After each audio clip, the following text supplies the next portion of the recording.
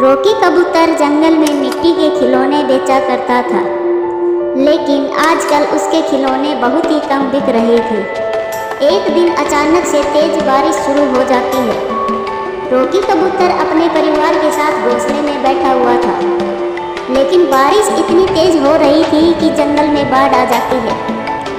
Rocky जी, ये बारिश इतनी तेज हो रही है, कहीं ऐसा ना हो ये बारिश का पानी हमारे घोंसले में ना टपकने लगे। टुनटुनी, तुम चिंता मत करो, कुछ भी नहीं होगा। भगवान के लिए तुम ऐसा कुछ भी मत बोलो। इसी तरह 2 दिन बीत जाते हैं, लेकिन बारिश रुकने का नाम नहीं ले रही थी। इसी तेज बारिश के पानी की वजह से कई पक्षियों के घोंसले भी बह जाते हैं और टुनटुनी के घोंसले से भी पानी टपकने लगता है। तभी उसके घोंसले में दरार भी आ जाती है। टुनटुनी, दोनों बच्चों को लेकर जल्दी से घोंसले से बाहर निकलो। अगर घोंसले में ज्यादा पानी भर गया तो हम इसी में डूबकर मर जाएंगे। ये कहकर रॉकी कबूतर अपने परिवार को लेकर बाहर आ जाता है, तो वो देखते हैं कि बाहर बहुत ज्यादा पानी भरा था। तभी टुनटुनी कहती है, हे भगवान, बाहर तो इतना ज्यादा पानी भरा है और हमारा घोंसला भी टूट गया है। अब हम सब कहाँ जाएंगे?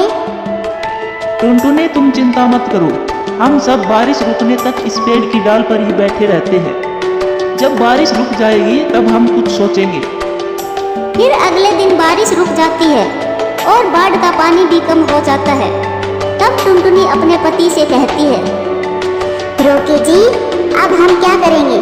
हमारा तो बसा बसाया घर भी टूट गया है। हम अपनी बच्चियों को कहाँ रखेंगे?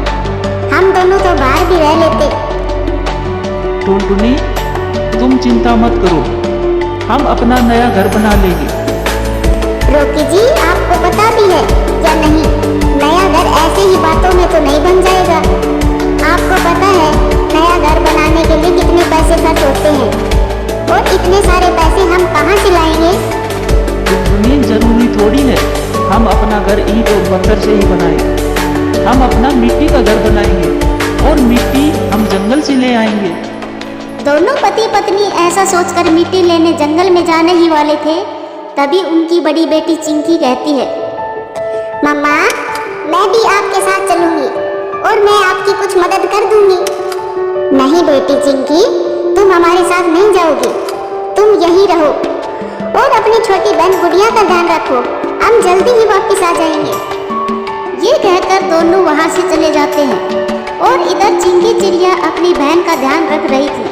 तभी अचानक से उसकी छोटी बहन गुड़िया रोने लगती है। गुड़िया, मत रो, बताओ तुम्हें क्या हुआ है? तुम्हें कुछ चाहिए क्या? दीदी, मुझे बहुत जोरों की भूख लगी है, मुझे खाना चाहिए। तू यहीं रुक गुड़िया, मैं तेरे लिए कुछ खाने बुलाती हूँ और तू यहाँ से कहीं जाना मत, ठीक है? ये कहकर चिंकी चिड़िया वहाँ से चली जाती है और गुड़िया को वहीं बिठाकर छोड़ जाती है। वहीं दूसरी तरफ एक शिकारी चील अपने भोजन की खोज में घूम रहा था। तभी उसकी नजर गुड़िया पर पड़ती है और वो उसके पास आ जाता है। वो गुड़िया को खाने ही वाला था। तभी गुड़िया उसे कहती है, चील भैया, मुझे मत खाओ, मैं अभी बहुत छोटी हूँ, मैं मर जाऊंगी, मुझे मत खाओ। अरे छोटी चिड़िया, मैं तुझे ऐसे कैसे छोड़ दूंगा? मुझे भी तो जोरों की भूख लगी है और वैसे भी मैंने कई दिनों से चिड़िया का मांस नहीं खाया है, इसलिए मैं तुझे नहीं छोड़ूंगा। चील भैया, मैं आपसे विनती करती हूँ, मुझे मत खाइए, मैं अभी मरना नहीं चाहती, मैं अभी जीना चाहती हूँ। ए छोटी चिड़िया, मैं तुझे कभी नहीं छोड़ूंगा, चुप हो जा तू। मैं अपने शिकार पर कभी भी रहम नहीं करता और ना ही तुझ पर रहम करूंगा। ये कहकर वो शिकारी चील गुड़िया चिड़िया को आधा खा लेता है। आधा खाने के बाद कहता है, अरे वाह, इस छोटी सी चिड़िया को खाकर तो मजा ही आ गया। चलो, आज का नाश्ता तो हो गया, अब मुझे यहाँ से चले जाना चाहिए। अगर मुझे यहाँ पर किसी ने देख लिया तो कल का भोजन नहीं मिलेगा। ये कहकर वो चील वहाँ से चला जाता है और गुड़िया को आधा खाया हुआ वहीं पर छोड़ जाता है। फिर थोड़ी ही देर बाद चिंकी चिड़िया आ जाती है, तो वो देखती है अपनी बहन को ऐसे जमीन पर पड़ा देखकर वो डर जाती है। गुड़िया, तुझे क्या हुआ? देख, मैं तेरे लिए भोजन ले आई। गुड़िया, उठ जा, क्या हुआ तुझे? ऐसा कहकर चिंकी चिड़िया जोर जोर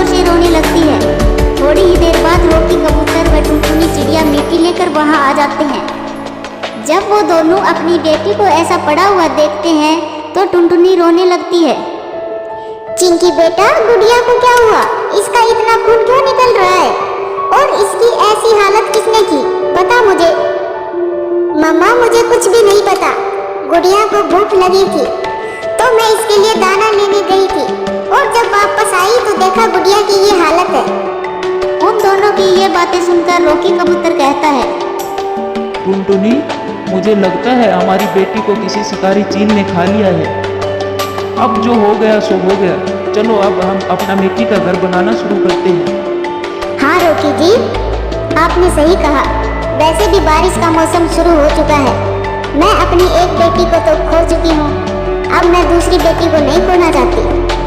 फिर उसके बाद वो अपना घर बनाना शुरू करते हैं। तभी रॉकी कहता है, टुनटुनी, मैं जंगल से लकड़ियाँ लेने जा रहा हूँ। तब तक तुम अपना घर बनाना शुरू करो, क्योंकि बारिश शुरू हो भी गई तो हम अपना तंबू बना लेंगे, जिससे हमारे ऊपर बारिश का पानी नहीं आएगा।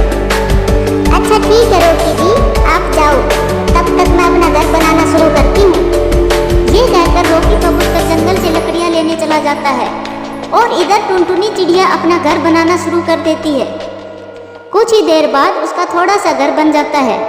जब रॉकी लकड़ियाँ लेकर आता है तो उनसे वो तंबू बना लेते हैं। जैसे ही वो तंबू बना लेता है तभी तेज बारिश शुरू हो जाती है। टुनटुनी, मैंने ये तंबू एकदम सही समय पर बनाया है। अगर मैं ये तंबू नहीं बनाता तो इस तेज बारिश की वजह से हमारा मिट्टी का घर जितना भी बना है वो सब भी टूट जाता। इस तरह वो तीनों पूरी रात बाहर ही गुजारते हैं।